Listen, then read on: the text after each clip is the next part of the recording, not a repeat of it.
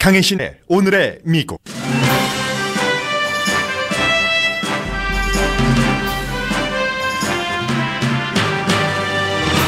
트럼프 대통령이 공화당 상원 의원들과 점심을 먹습니다. 주요 메뉴는 세금 개혁안입니다. 점심 직전에 트럼프 대통령과 상원 외교위원장이 또 한 번 붙었습니다. 코코 외교위원장이 북한 이슈 등에 대해 대통령에게 쓴소리를 했고 대통령은 트윗으로 공격했습니다. 북한과 미국이 핵전쟁을 피해야 한다는 목소리가 높아집니다. 뉴욕타임즈 칼럼니스트의 북한 방문기는 한국어로 번역돼 오늘 다시 실렸습니다. 정치인 출신의 인기 있는 방송인은 케네디 암살 관련 마지막 기록이 공개되면 트럼프 대통령이 핵전쟁을 피하기 위해 배울 점이 있을 것이라고 지적했습니다. LA 다저스와 휴스턴 애스트로스의 월드시리즈 1차전 결과를 538은 55대 45로 예상했습니다. 다저스 승리 예상입니다. 미국 주식시장은 오늘 또 기록을 깼습니다. 문제는 보통 사람에게 별 소용이 없는 전진이라는 점입니다. 공화당의 41%는 마법이나 마술, 점성술 등에 관한 책을 초등학교에서 없애길 원합니다. 해리포터 시리즈를 포함해서입니다. 미국 정부가 아무 조치를 취하지 않는다고 비난받아오던 미얀마에 대해 제재하기 시작했습니다. 불교 국가 미얀마가 이슬람교를 믿는 로힝야 소수인종을 인종 청소한다고 판단하기 때문입니다. 여러분 안녕하십니까? 오늘의 미국 강혜신입니다. 밥 먹기 전에 열심히 싸우고 만나는 두 사람이 있는데 나중에 이제 한 사람에게 기자들이 물어봤어요. 오늘 그 점심에 갈 거냐 하니까 내 점심시간인데 왜 안 가 했는데 그 사람이 바로 그 밥 코커 상원의 외교위원장, 북한 문제에 대해서 최근에 많이 얘기를 하고 있죠. 트럼프 대통령이 트위터를 자제해야지 된다. 주변에서 대통령을 잘 보좌를 해야지 되지. 이렇게 나가다가는 정말 3차 대전이 일어날 우려가 높아진다. 이런 등등의 얘기를 한 이 밥 코커 의원이 오늘 대통령과 점심을 먹기 전에 이제 여러 언론과 MBC의 모닝쇼라든가 CNN이라든가 이런 언론과 인터뷰를 했습니다. 당연히 이제 팍스는 밥 코커 의원 인터뷰하기를 원치도 않고 밥 코커 의원도 별로 팍스에 나가지도 않고 합니다.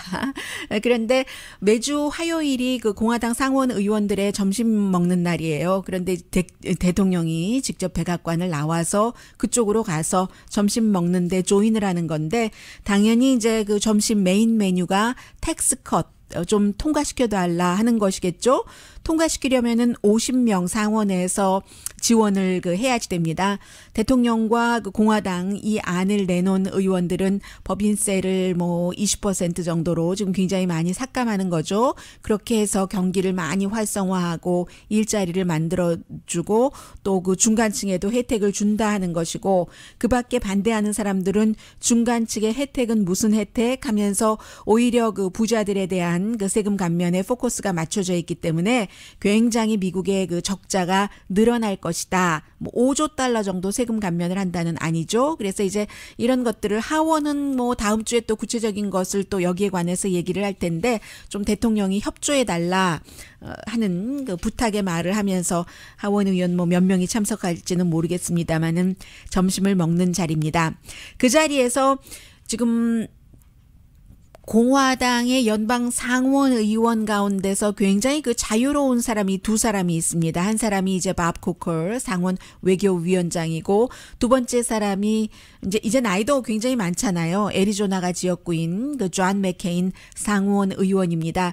그래서 이제 다른 의원들은 여러 가지 역학관계 투표할 때 얼만큼이나 대통령의 기반이나 백악관의 지원을 받을 수 있는가 계산을 많이 해야지 되는데 밥 코커 의원은 나가지 않을 것이라고 두 번 이제 상원했고요. 그 전에 테네시에서 시장부터 이제 차곡차곡 올라왔고 다시 워낙 부자이기 때문에요. 본인이 하던 사업 돌아가겠다고 했고 아직 굉장히 활동할 수 있는 나이고요. 그래서 이제 가장 먼저 트럼프 대통령을 지지했었는데 그런데 트럼프 대통령을 요즘은 가장 강하게 비판을 하고 있습니다. 백악관이 지금 성인 그 데이케어 센터가 돼가고 있다 이런 얘기도 했었고요. 무엇보다도 오늘 뭐 굉장히 많은 얘기를 하면서 특히 이제 그 트럼프 대통령의 그 이 레가시는 미국의 최저점이 될 것이다. 리더십이나 능력, 이해력 그리고 어떤 일을 시작해서 끝내고 싶은 욕구도 이제 그동안 그 여러모로 지켜보니까 대통령에게 별로 그 느껴지지 않더라. 그래서 이제 나는 세금 개혁안도 지지하지 않을 것이다라고 얘기를 했습니다. 물론 이 말을 하고 나서 그 이후에 폴 라이언 뭐 하원 의장이 뭐 이 사람은 상원입니다만은 밥 코커도 이제 그 지지하게 될 것이다. 그 세금 개혁안을 이런 얘기를 하기는 했습니다만 어쨌든 가장 또 중요하게 한 말 가운데 하나가 오늘입니다. 북한 핵 이슈는 더군다나 너무나 그 예민하고 중요한 그 미국뿐만이 아니라 전 세계가 걸려 있는 문제이기 때문에 당분간만이라도 트럼프 대통령이 북한 문제를 전문가에게 맡겨야지 된다라고 얘기를 했습니다. 밥 코커 상원 외교위원장입니다. Tweets that he sends out, and I would just like for him to leave it to the professionals for a while and see if we can do something that's constructive for our country, the region, and the world. 네, 뭐 미국과 세계에 더 그 좋게 하기 위해서 그 문제는 전문가에게 맡기고 이제 많은 다른 일들을 좀 건설적인 방향으로 해보자 하고 얘기를 했습니다. 그러니까 이제 그 트럼프 대통령이 바로 그 트윗을 2번을 했는데 밥 코커가 오바마 대통령을 도운 사람이다. 이란 딜을 준비한 사람이다. 이제 세금 감면안에 덤벼드네 하면서 그 더 캐처를 뽑아줄 사람은 아무도 없다. 내가 지지하기를 거절하니까 재출마하지 않는다고 얘기를 한다. 그 뒤로부터 나에 대해서 부정적이고로 그렇게 투표를 한다라고 얘기했는데 덕캐쳐라는 말이 정치에서는 그 예전에 요즘은 뭐 동물 서비스국에서 다 하잖아요. 예를 들어 이제 강아지나 뭐 과양 강아지 이렇게 잡아서 뭐 좀 거세하고 너무 많이 늘어나니까 돌봐줄 수는 없는데 그런 일을 했었던 그 사람이기 때문에 그러니까는 이제 미국에서는 아주 낮게 보는 거죠. 그래서 더 캐쳐에게 누가 투표를 하겠는가 이렇게 들깨 사냥꾼에게 이렇게 얘기를 하는데 이 밥 코커 의원이 먼저 그 본인 이제 재선 나가지 않겠다고 한 그런 사람이고요. 어쨌든 이제 트럼프 대통령의 트윗 자체에 뭐 이거 진위를 다 뭐 따지고 뭐 하고 할 수도 없습니다. 너무 많아서 이렇게 이제 또 트럼프 대통령이 비난을 했거든요. 그러니까 또 그 밥 코커 의원이 또 다른 언론과의 인터뷰를 뭐 자청해서 했다기보다 지금 대통령과 계속 그 만나야지 되니까는요. 이제 그 오늘 점심시간에 왔다 갔다 의사당 주변을 하면서 이 기자가 마이크 대면 답변하고 또 답변하고 하는 상황인데 대통령의 이 같은 트윗은 정말로 그 거짓말을 그 일삼아서 하는 대통령에게서 나오는 또 다른 거짓말들이다. 뭐 이런 얘기도 했고요. 트럼프 대통령은 많은 이슈에서 진실과는 너무 거리가 멀다. 그런 되돌릴 수 있다면 나는 다시는 이 선거가 치러진다면 그를 지지하지 않을 것이다. 뭐 이런 등등의 얘기를 했습니다. 그래서 오늘 이제 두 사람이 어떻게 만나서 뭐 몇십 명밖에 안 되니까 얼굴 다 뻔히 마주 보이잖아요. 어떤 식으로 점심을 먹을지 저는 좀 궁금합니다. 아마 오늘의 미국이 끝나기 전에 카메라가 그 점심 먹는 자리를 비춰줄 수도 있을 수도 있고 없을 수도 있고 하는 것인데 제가 앞서 미국의 외교위원장이 특히 이제 북한 이슈만이라도 전문가에게 맡겨라 하는 말씀만을 좀 강조해서 드렸는데 요즘 미국에서 전에는 북한 문제에 대해서 잘 몰랐다거나 아니면 조금 관심을 갖고 있었던 그런 사람들이 영향력 있는 사람들이 굉장히 또 빨리 학습하는 사람들이잖아요. 북한 이슈에 대해서 말들을 많이 합니다. 특히 이제 그 니콜라스 크리스토프 씨 같은 경우는 뭐 수십 년 동안 북한을 뭐 여러 번 가기도 했고 특히 다른 나라의 인권 같은 문제에 굉장히 신경을 썼던 사람이기 때문에 뉴욕타임스 칼럼니스트 칼럼 얼마 전에 소개를 해드렸었잖아요. 10월 5일에 본인이 다른 3명의 뉴욕타임스 기자와 함께 북한을 방문하고 북한에서 그리고 이제 미국으로 돌아와서 컬럼을 썼는데 북한에서 돌아오기 직전에 썼던 그 컬럼을 오늘 보니까요. 얼마 전에는 뉴욕타임스가 잠깐이었던 것 같아요. 그 코리안 그 뉴욕에서의 그 네일샵 보도를 할 때 한국말로 쭉 그 번역을 했었던 적이 있잖아요. 그 뒤에 중국어로 쭉 번역을 하는데 한국어 번역은 없었습니다. 그런데 오늘 보니까 이 니콜라스 크리스토프 씨가 자신이 썼던 그 컬럼을 다시 한국말로 그대로 본인의 언어로 이제 써서 그 한국말로 다시 인터넷 웹사이트에서는 여러분께서 전문을 보실 수가 있습니다. 그래서 이제 그 제목 자체가 북한 안에서 그리고 전쟁의 북소리를 느끼며 맨 끝에 그런 얘기를 했잖아요. 본인이 이라크에 갔었을 때 미국이 이라크를 침공하기 직전에 정말 그 전운이 느껴지더라. 그런 것이 지금 북한에서 느껴진다고 하면서 북한 사람들은 통제되는 그런 그 사회 안에서 살고 있기 때문에 뭐 어느 정도 정권에 대해서 반발이 있는 사람이 있다 하더라도 상당수의 그 보통 사람들은 세뇌된 사람들이잖아요. 그 세뇌된 사람들이 미국에 대해서 얼마나 적개심을 느끼고 있는가. 더군다나 이제 트럼프 대통령이 트윗을 통해서 북한을 전체로 파괴시켜 버리겠다고 하니까 북한 정권이 아니니까 완전히 이것은 죽느냐 사느냐의 기로에서 이제 미국과 핵전쟁도 치러야지 된다면 치를 것이고 본인들은 본인들이 이긴다고 믿고 있더라. 이게 니콜라스 크리스토프 씨의 글이었잖아요. 그래서 이 사람이 주장을 한 것은 이 사람은 이렇게 서로가 불신하면 이 일이 쉽게 잘못될 수 있다는 것을 알 수 있는데 나는 북한이 합리적이고 자기 보존에 신경을 쓴다고 생각한다. 북한이 괌과 로스앤젤레스의 핵미사일을 단지 스릴을 느끼기 위해 발사할 거로 생각하지 않는다. 하지만 북한과 미국 전투기 사이에 공중전이 벌어지게 되면 위기가 확대될 수도 있다. 혹은 트럼프가 발사대에서 연료 주입 중인 북한 미사일에 대해 공습을 지시하면 전쟁으로 이어질 수 있다. 뭐 선제 공격 얘기합니다. 이는 내가 인터뷰한 모든 북한 관리들이 한 말이다.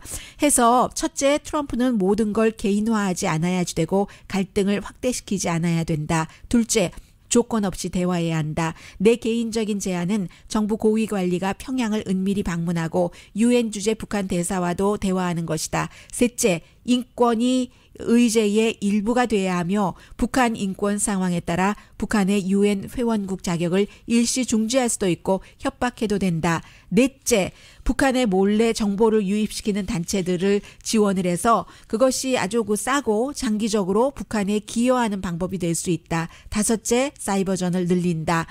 여섯째, 제재 이행을 더 강화하되 효과적인 결과가 예상될 경우에만 강화한다. 결국 가장 현실적인 희망은 소위 동결을 위한 동결의 한 형태일 수 있다. 즉 같이 동시에 중단하는 것이다. 그래서 우리가 동결을 위한 동결을 이뤄낼 수 없다면 다음으로 가장 좋은 선택은 장기적인 상호 억제를 유지하는 것이다. 다만 그것은 위험하다. 특히 북한과 미국 지도자 둘 다 성급하고 지나치게 자신만만하며 분쟁을 확대할 가능성이 많은 성미를 갖고 있기 때문이다. 그리고 미국 본토는 점점 북한 핵탄두의 조준경 십자선 안에 놓일 것이다. 나는 2002년도 사담의 이라크를 떠난 뒤 내가 느꼈던 것과 같은 불길한 예감을 가지고 북한을 떠난다. 전쟁은 막을 수는 있지만 실제 전쟁을 막을 수 있을지는 모르겠다. 이게 이제 니콜라스 크리스토프 씨가 오늘 한글로 번역을 해서 올린 컬럼입니다.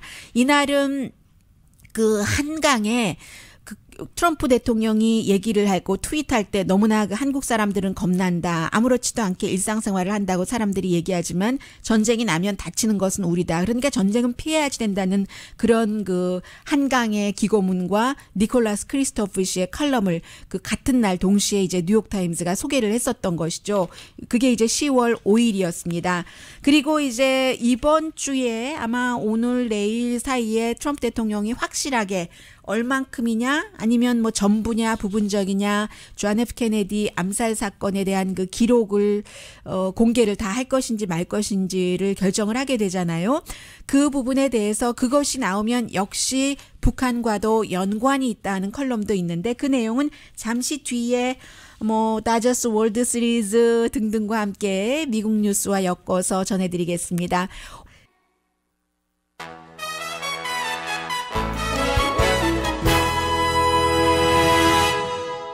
라디오 서울 방송 오늘의 미국 듣고 계십니다.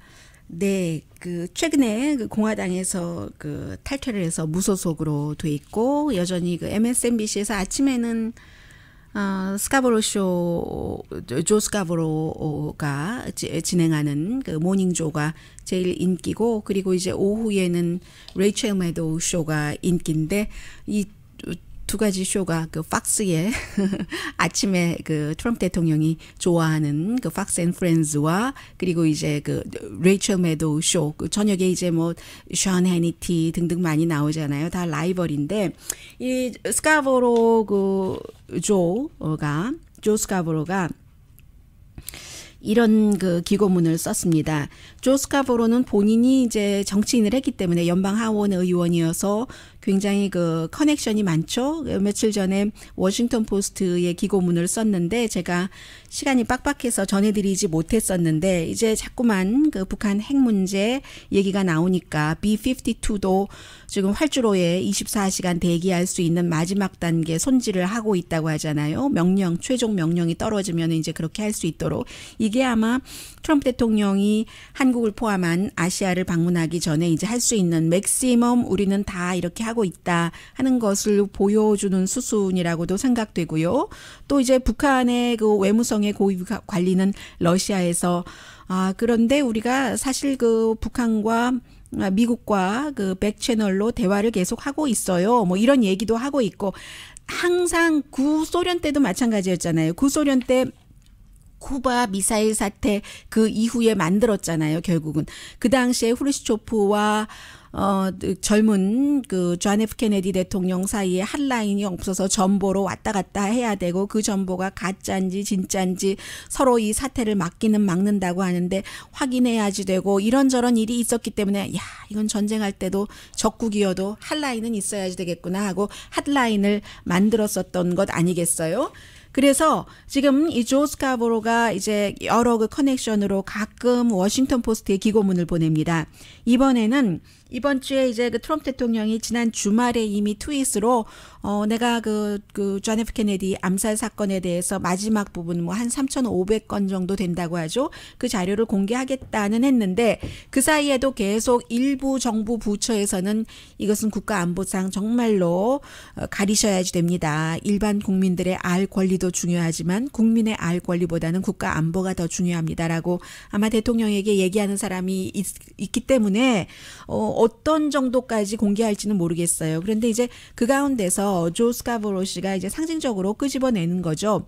55년 전 존 F 케네디가 쿠바 그 미사일 사태 때 13일 동안 어떻게 했는가, 이런 것을 그 자료들을 보고 트럼프 대통령이 배워야지 된다는, 그래서 존 F 케네디 이 자료가 핵전쟁 막는 것을 도울 수 있다. 기고문의 제목이 이렇게 붙어 있었어요. 쿠바 미사일 사태 나흘째. 미국 대통령이, 국방장관은 뭐 항상 미국에서 강성이잖아요. 이번에만 조금 다른 거예요. 이번에는 제임스 매티스나 렉스 틸러슨이나 북한에 대해서 다 어쨌든 그 외교적인 것을 상당히 강조하는데, 전형적으로 민주당인 존 F 케네디 대통령 당시에도 국방장관은 굉장히 좀 강하게 이건 밀어붙여야지 된다, 뭐 폭발시켜버리지, 뭐 이런 식이었던 거예요. 그랬는데 대통령은 국방장관과 국무장관 그 밖에 여러 사람들 얘기를 들어야지 되잖아요. 그때 이제 동생이 법무장관이었는데, 그 법무장관이 로버트 케네디도 사실은 그 뭐 온건한 것으로 알려졌지만 나중에 자료 보니까는 이거 공격해야 된다고 강성 매파로 드러났다는 얘기도 있잖아요. 어쨌든 나흘째 되던 날, 그리고 뭐 닷새째 되던 날, 이때 굉장히 그 중요했었던 때인데, 너무나 아슬아슬하던 그런 그 순간에 이제 존 F 케네디는 하나도 국민들에게 그런 것을 알리지 않고, 그리고 그 오하이오와 일리노이 그 캠페인 스케줄을 방문을 했답니다. 대통령이니까 이제 중간 선거가 있었던 해여서 후보들을 지원하기 위해서 아무 일도 없던 듯이 스케줄을 소화를 했고, 그리고는 이제 전문가들이 열심히 그 뒤에서 일하게 했다는 거죠. 이게 아마 밥 코커 외교관계위원회의 공화당 위원장이 오늘 아침에 그 트럼프 대통령에게 전문가에게 맡겨라, 그렇지 않으면 정말 3차 대전이 일어날 가능성도 있는 것 아닌가라고 얘기한 부분인지도 모르겠습니다. 그런데 그와는 반대로 트럼프 대통령은 아주 그 과도하게 유엔에서 뭐 불과 뭐 퓨어리라던가 이런 그 단어를 쓰고 트윗으로 밀어붙이고 한 한다라고 얘기를 하고 있습니다. 쿠바 사태 데이 5 그날 케네디가 이제 그 일리노이, 오하이오주를 방문하고 워싱턴으로 돌아와서 아픈 척하고 하루를 쉬었답니다. 대통령의 스케줄은 쭉 공개가 되니까 나 아파서 오늘 일 못한다 하면 익스큐즈가 되잖아요. 그리고는 하루 종일 다른 스케줄은 다 제치고 어떻게 할 것인가 이 사태를 하고는 연구해서 이제 최종적으로 뭐 10월 22일이었던가요? 텔레비전에서 우리의 목표는 승리가 아니라 정말 그 올바른 방향으로 나아가는 것이다. 자유를 대가로 치른 평화를 원치 않는다. 자유와 평화 두 가지를 원하고 그 목표를 이루자는 거다. 굉장히 그 희망적인 그 연설을 했다는 거예요. 그에 비해서 이제 뭐 지금 트럼프 대통령 여러 가지를 지적을 하면서 트럼프 대통령이 최근에 그 전문가에게 아니 북한 같은 나라에 핵을 쓰지 않을 거면 뭐 하려고 핵을 갖고 있어? 하고 물어봤다는 것 아니겠어요?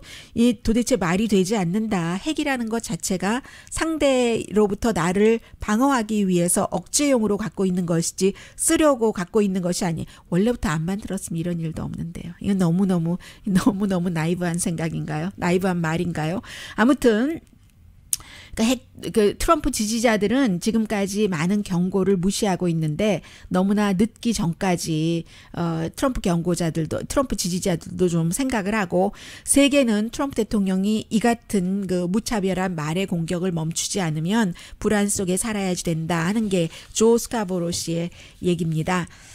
그래서 이제 그 존 F 케네디 그것을 공개를 하면 뭐 많은 사람들이 이거 암살인가 뭐 CIA, FBI 개입설은 어떻게 되는 거야 그런 거에 관심이 많겠지만 또 그 정치인으로 일했었던 사람이나 정치인들은 이제 그런 것을 구실로 이 같은 자신의 메시지도 한번 전해보는 건데 정말로 그 쿠바 미사일 사태가 천천히 다가오는 것 같다 하고 뉴욕타임즈가 지적한 게 몇 개월 전인 것 같은데 지금 쿠바 때나 지금이나 비슷하다고 하는 것은 미사일을 이제 구소련이 쿠바에 몰래 이제 그 미사일 같은 것을 가져다 놓고 한 것이 미국의 위성에 들켜버린 거잖아요. 그때 뭐 소련은 안심하고 다 잘했다고 하는데 뭐 길거리에 군용 트럭들이 줄줄이로 이어가고 이런 것을 미국이 다 파악을 하고 나서 결국은 야 미사일 전진 기지로 만드네 하고 이제 이것을 알아버린 거죠. 근데도 왜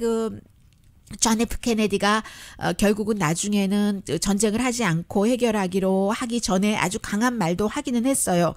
그런데 잘 두드려 보니까 미사일을 전면적으로 제거하는 것도 굉장히 어렵기도 하고 그리고 그때의 뭐라고 할까요? 사정 거리가 지금보다 더 많았었죠.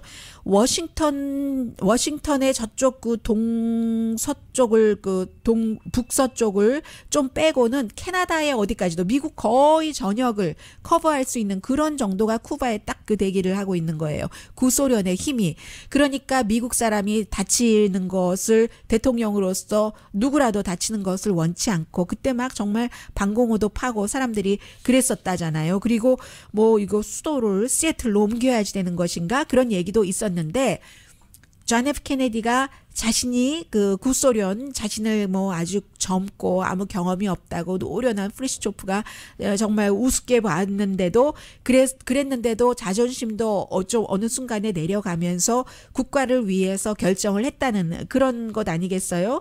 이제 그리고 그때 재밌는 얘기가 하나가 있는데 참모들도 이렇게 하라고 얘기를 하고 놓고는 나중에 그 결과가 달라지면 내가 언제 그랬냐고 막 그런데요. 그래서 존 F 케네디가 몰래 뭐 녹음도 했다고 하고 뭐 이런 얘기도 있는데 어쨌든 구소련도 소련 나름대로 약속을 지켰고 쿠바에서 미사일을 철수시켰고 그때 피델 카스트로가 얼마나 항의를 했어요. 그런데 이제 소련도 그런 얘기를 그 당시에 했었죠. 인류가 완전히 사라지는 것보다는 프루시초프도 어떤 면에서 그 리더는 리더인 거예요. 그 나름대로 인류가 완전히 망가지는 것보다는 동맹국 하나를 잃어버리는 게 낫다라고 얘기를 했었고, 그리고 나서 이제 쿠바는 냉전 시대에 그 내내 구소련이 갖다 주는 뭐 설탕, 뭐 술, 뭐 담배, 뭐 이런 것 정도 받고는 결국은 그 본인들의 자력을 회복하지 못한 것이고,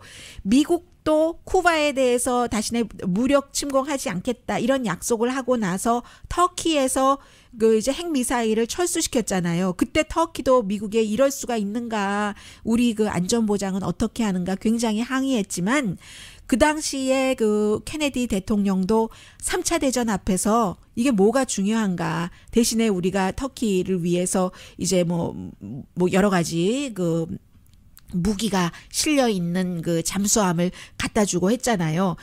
그리고 나서 이제 의사소통에도 문제가 있겠다 해서 한라인도 만들고 했는데, 트럼프 대통령도 이제 대통령이 되고 나서 10개월쯤 되니까, 10개월 됐나요? 9개월 됐나요? 9개월 이제 조금 지났네요. 며칠 지났네요.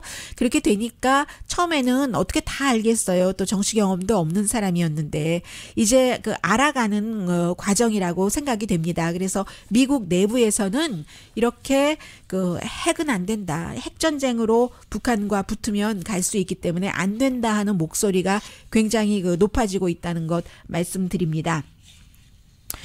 그리고 오늘 그렇지 않아도 캘리포니아주 뭐 산타아나 바람 때문에 너무 더운데, 더위에 강한 선수가 누구죠? 더운 나라에서 제법 나이 어느 정도 돼서 LA 다저스에 온 선수 누구죠? 지금 그 LA 다저스 5시죠. 월드 시리즈 첫 번째 경기, 게임 1이 그 휴스턴 애스트로스하고 열리는데, 뭐 29년 만이니까 나이 들어서 이민 오신 분들은 우리가 예를 들어서 요즘 한국 노래, 젊은 가수들 노래는 잘 안 들려 하듯이 뭐 빈스 컬리라든가, 아니면 오늘 아침 그 로스앤젤레스 타임즈 사진에 보니까 그 LA 다저스가 마지막으로 월드 시리즈에 나갔던 1988년도 그때 게임 1에서 이겼잖아요. 그 컬크 깁슨이 와 하면서 소리 이렇게 주먹 쥐고 와 하는 흑백 사진으로 보였는데, 코수염도 있고요. 하는 그 사진이 보였습니다. 그래서 예전 분들은 이제 그런 생각을 하시지만, 요즘에는 이렇게 뭐 뿌에르토리코에서 온 선수들 뭐 등등 있는데 누가 더 더운가요? 오늘 오후에도 뭐 90도 넘는다고 하던데요. 정치에 관해서 많이 그 예측을 하는 538, 그 웹사이트 538이요. 네이실버가 하는 거. 다저스가 이길 확률이 조금 아니네요. 10%포인트 높은데요. 55% 대 45%. 물론 이제 그 여러 가지가 다 뭐 선수들, 뭐 날씨, 그리고 뭐 그동안 뭐 선수들이 원정해왔던 그 거리라던가 이런 것을 계산을 했을 때 55% 대 45%로 오늘 다저스가 이길 확률이 그 높다는 게 그 538의 예상이고요. 앞으로도 계속 그 예상합니다. 오늘 도표 나왔는데 첫 번째예요. 그리고 그 뉴욕타임스와 그 홀 오브 페임의 그 피처가 인터뷰를 했는데, 그 짐 파머가 인터뷰를 했는데, 사실은 몇 게임을 이겼는지 본인은 이제 상관하지 않는다고 얘기를 해요. 그런데 7게임 가운데 4게임을 이기면 그 다음부터는 그 힘을 멈추기가 힘들다. 아무튼 이렇게 얘기를 합니다. 오늘 로스앤젤레스 다저스, 휴스턴 애스트로스 지지하시는 분들께서 텍사스에서도 저희 라디오 서울 방송 인터넷을 통해서 많이 듣고 계시기 때문에 저는 누구를 지지하냐고요? 모르겠어요. 누구든지 더 열심히 하고 지금 이기는 게 더 좋은 팀. 근데 이렇게 얘기하면 LA 다저스 팬들한테 또 야단 맞죠. 잘 모르겠어요. 의견 없음입니다. 요즘 저희 라디오 서울의 그 휴대폰 앱이 아주 좋아져서 미국 전국에서 듣고 계신 것으로 알고 있습니다. 아이폰에서도 굉장히 뭐 소리도 좋고 잘 들리고 합니다. 어쨌든 오늘 아주 뜨거운 밤이 되겠어요. 내일 아침에도 여전히 그 사람들의 마음은 뜨거울 것 같습니다.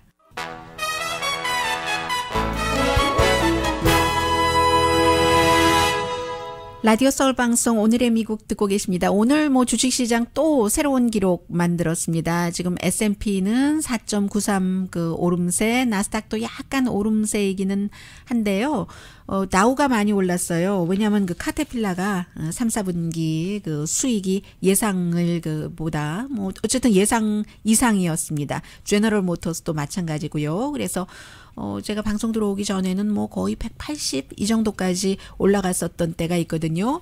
그런데 이제 주식시장은 과거 2008년도 거품 일어나기 전까지만 하더라도 미국 사람들 한 60%는 주식을 갖고 있었고, 그러니까 일단 집을 갖고 거기서 이제 나중에 은퇴하고 나서 계속 이제 그 돈이 남으면 또 뭐 좀 안전하게 살아가고 또 일부는 주식시장, 은퇴연금 이렇게 돼 있는데 경기가 어려워지고 나서 주식 투자를 하는 사람들이 굉장히 줄어들었어요. 그래서 이게 보통 사람들에게는 별로 이제 점점 해당되는 것이 아니고 과거에는 월스트리트이 좋으면 메인스트리트에 좋은 것이다 였는데 요즘은 또 꼭 그렇지도 않거든요. 그래서 이게 보통 사람들에게 계속 그 많은 좋은 영향을 미치는 것과 연관을 딱 이렇게 맞춰서 짓기에는 좀 어렵다는 서운함이 조금 있고요. 주식시장 계속 지금 올라가고 있는 것은 대통령이 엊그제도 그 크리스마스 때 아마 세금 감면을 선물로 드릴 수 있을 것 같다. 이런 그 기대감이 많이 작용을 하고 있습니다.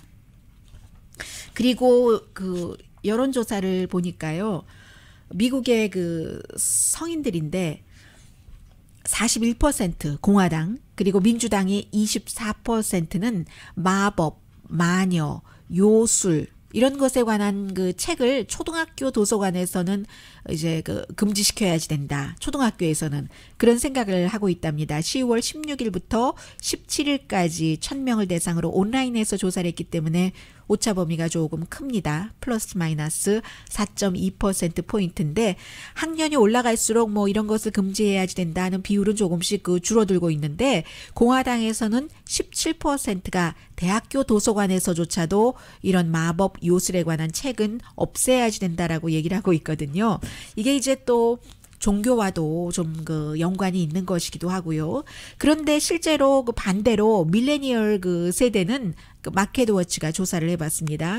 취재를 했어요. 그 월스트리트과 연관이 있는 밀레니얼 세대는 1980년부터 2000년 그 사이에 태어난 세대는 과반수 이상이 점성술이 과학이라고 믿는답니다.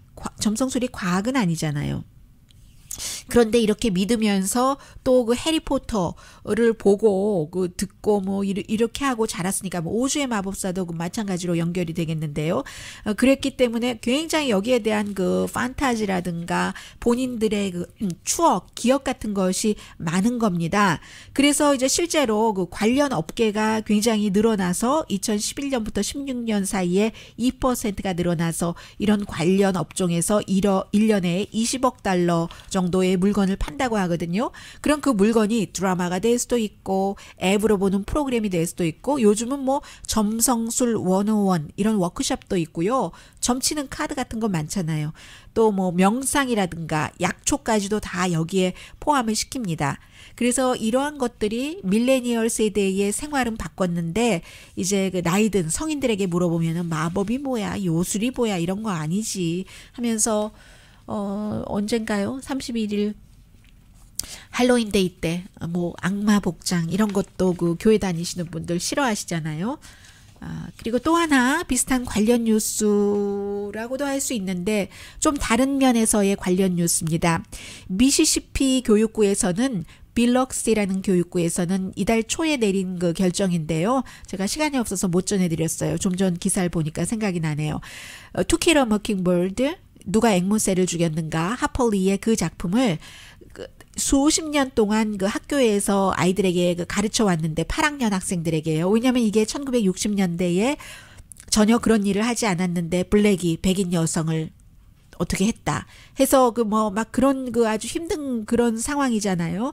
그런데 이제 이것을 금지를 하기로 결정한 것은 N자 들어가는 월드도 많고 너무 그 힘들다 불편하다 이렇게 얘기를 해서 지금 그 미시시피 이 교육부에서는 금지하기로 했고 미시시피뿐만이 아니라 알라바마, 조지아, 사우스캐롤라이나 오히려 흑인들이 많이 학대를 받은 압박을 받은 그런 곳에서가 더 오히려 이런 것들을 금지하자는 것이 많이 나오거든요. 여러 가지 이유가 있겠습니다만은 그런 곳에서 이런 결정적인 영향력을 갖고 있는 사람들이 흑인이기 때문에 받는 어려움을 체험하지 못한 백인이거나 기타 등등 뭐 여러 가지 그 이유가 있긴 있겠죠. 그래서 그 지역에서 발행되는 샌 헤럴드라는 그 신문은 사설을 통해서 이것은 인종이라는 게 더 이상 미국에서 아무 문제가 아닌 것처럼 그렇게 그 생각하는 처사다라고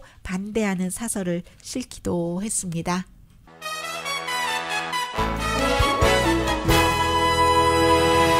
라디오 서울 방송 오늘의 미국 듣고 계십니다. 참 오늘의 미국에서 다루기 힘든 그런 문제고 오늘도 헤드라인 정도만 말씀드리는데 드디어 미국에서 미얀마에 군사적인 어떤 지원을 하지 않기로 결정을 했습니다. 왜냐하면 그 로힝야 소수인종을 뭐 불교 국가인데 이슬람교를 믿고 언어도 다르고 또 피부 색깔도 좀 검잖아요. 다르잖아요. 그래서 이제 압박을 한다. 사실은 여러 가지 스토리 이 사람 저 역사가가 말하는 스토리가 있지만 로힝야족은 오래전부터 수백 년 전부터 거기서 살았다는 것이 좀 정설인 것 같고요.